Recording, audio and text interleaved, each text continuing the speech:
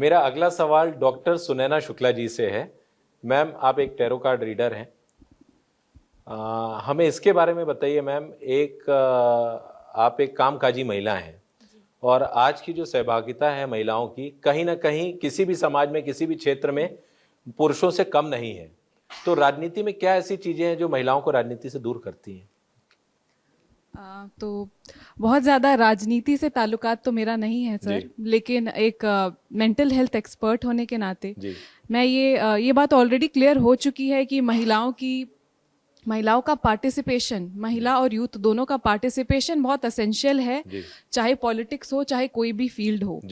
लेकिन हमने कारण भी जान लिए कि कथनी और करनी में फ़र्क है। कैरेक्टर पे जो असैसिनेशन होता है वो भी कहीं ना कहीं हमारे अंदर में ये एक कारण होता है। और जो लोग खुद कहते हैं कि नहीं महिलाओं को आगे बढ़ना चाहिए, फ्रंट पे कहते हैं, बट पीछे वही लोग कहीं ना कहीं उनकी टांग खींचने के जिम्मेदार भी होते हैं। तो प्रॉब्लम्स तो कई सारे हैं। मैं यहाँ पे सोल्यूशन की बात करना चाहूँगी कि हम ये सारे एक्सटर्नल फैक्टर्स को कंट्रोल करने के ऑफ कोर्स ज़रूरी है, बट एट दिस पॉइंट हम क्यों अपनी इमोशनल स्ट्रेंथ को नहीं बढ़ाने के बारे में सोच रहे हैं। हमारी मेंटल हेल्थ, हमारा इमोशनल स्ट्रेंथ क्यों उतना स्ट्रांग नहीं है कि जहाँ पे मुझे ना कहना है मैं ना क्यों नहीं कह पा रही हूँ। आज भी क्यों मुझे इस बात से फ़र्क पड़ता है कि सोसाइटी मेरे बारे में क्या सोच रही है, क्यों वो इमोशनल स्ट्रेंथ हमारे अंदर डेवलप नहीं हुआ, और मोस्ट इम्पॉर्टेंटली ये स्कूल में क्यों नहीं सिखाया गया।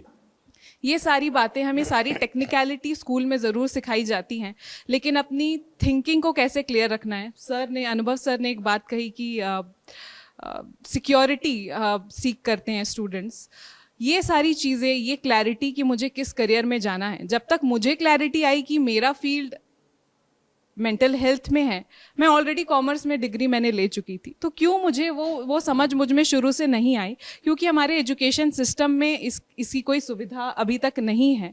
टेक्निकल चीज़ों के साथ साथ क्यों हम अपने इमोशनल स्ट्रेंथ पे, अपने स्पिरिचुअल स्ट्रेंथ की बात हम अभी भी क्यों नहीं करते हैं।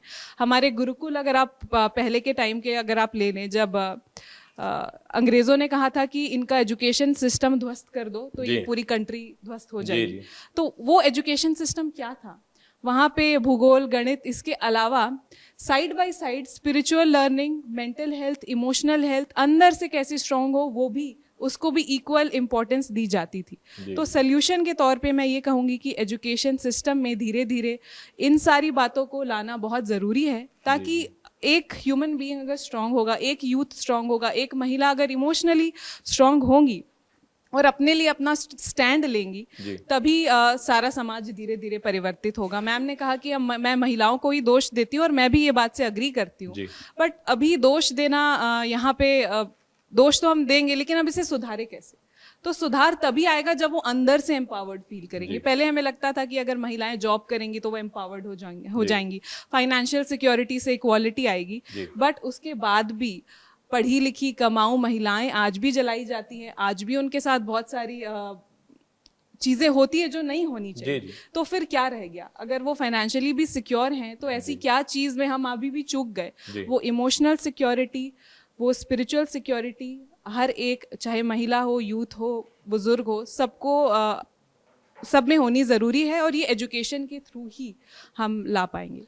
अच्छा, आपने जो चीज़ें कही कि हम महिलाओं को जो हम सहभागिता देख रहे हैं, तो कहीं ना कहीं आपको लगता है कि युवा हो या महिलाएं हो, इनको उसमें खुद आना पड़ेगा या उस तंत्र में जुड़ना पड़ेगा जिससे वो बातें अपनी वहाँ तक रख पाएँ? आपको ऐसा लगता है ये बात है ज़रूरी? बिल्कुल, बहुत ज़रूरी है। वो फिर it boils down to the same thing कि वो समझ कि मुझे आगे बढ़ना पड़ेगा, मुझे खुद से बोलना पड़ेगा, मुझे अब इन्वॉल्व होना पड़ेगा, वो सिक्योरिटी वाली जॉब छोड़ के मुझे ये समझना पड़ेगा कि इस कीचड़ में मैं उतरूं। तो ये समझ कहाँ से आएगी? अगर ये फोर्स्ड है, अगर हम उन्हें फोर्स करते हैं तो एक पॉइंट के बाद they will lose that interest. तो ये अंदरूनी समझ है, ये हम थोप नहीं सकते। तो ये समझ वहीं से ही आएगी। उसीलिए मैंने एकदम जड़ जो उसका रूट कॉज है उसके बारे में मैंने बात किया यहाँ पर।